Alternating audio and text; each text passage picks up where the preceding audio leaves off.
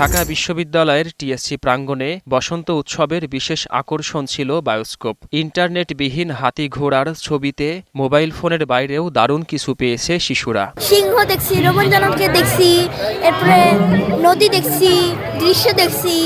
টিভিতে দেখেছিলাম, বাস্তবে দেখি নাই। আর এই জায়গা আমার দেখলে, এই জায়গাটাতে রিয়েলিটিতে দেখছি না, আমার খুব ভালো লাগে। মোবাইলে দেখলে না ওই ফিলিংসটা পাওয়া যায় না। ভিতরে দেখেছি একটা ঘোড়া, একটা হাতি, জুকার।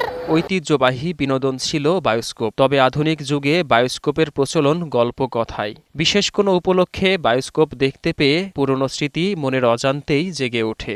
আমরা গ্রামে বড় হয়েছি, নিয়ে আসতো ওরকম একটা বাক্সের ভিতরে, আর আমরা সব বাচ্চারা দৌড়াদৌড়ি করে এটা দেখার জন্য কার আগে কে যাবো দেখবো, হুমড়ি খেয়ে পড়তাম। আর একদম চোখ লাগিয়ে দেখতাম যে মানে অনেকক্ষণ যে দেখতো তাকে ধাক্কা দিয়ে না সরেলে আরেকজন আর ঢুকতে পারতো না। আমরা মেলার মধ্যে দেখেছি, মেলার মধ্যে এই স্টুপটা দেখেছি, এটার মধ্যে মক্কা শরীফ পিয়া সব কিছু দেখা যায়। এগুলো আমরা ছোটবেলায় এগুলো দেখছি, কিন্তু এগুলো দেখবার সময় আমরা খুব আনন্দ লাগতো, বুঝছেন। এখনকার তো প্রচুর বয়স ধরে দেখি না, মেলাতে আসলে আবার এগুলো দেখা হয়, এই একটা হয় আর কি, এছাড়া আর এটা হয় না। কেউ দেখেছেন টেলিভিশনে, কেউ শুনেছেন মায়ের কাছে গল্প।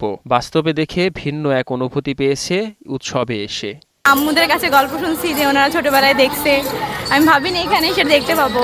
অনেক সুন্দর ছিল, কিন্তু এটা পুরানো আমার যে ফিল্মগুলো ছিল, যে একটার পর একটা ছবি আসে ওই টাইপের আসছিল, বিভিন্ন কার্টুন বা ফেমাস ক্যারেক্টারগুলো ওইগুলোই আসছিল। এটা অনেক সুন্দর ছিল, ফিরিয়ে আনা উচিত, কিন্তু বর্তমান যুগের সাথে এগুলো খুব বেশি মানানসই না। কারণ এইভাবে ধৈর্য ধরে একটার পর একটা ছবি দেখা এটা কেউ পছন্দ করবে না। তবু এটা আমাদের ঐতিহ্য রক্ষার জন্য অনেক সুন্দর। দুই যুগেরও বেশি সময় ধরে বায়োস্কোপের সাথে মিশে আছে রাকিবুলের পরিবার।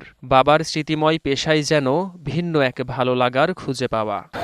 এটা ভালো লাগার কারণ এটা আমার এই যে আমার আব্বু এটা চালাইছে, আমার দেখতে দেখতে ভালো লাগছে, এই কারণে চালাই এটা।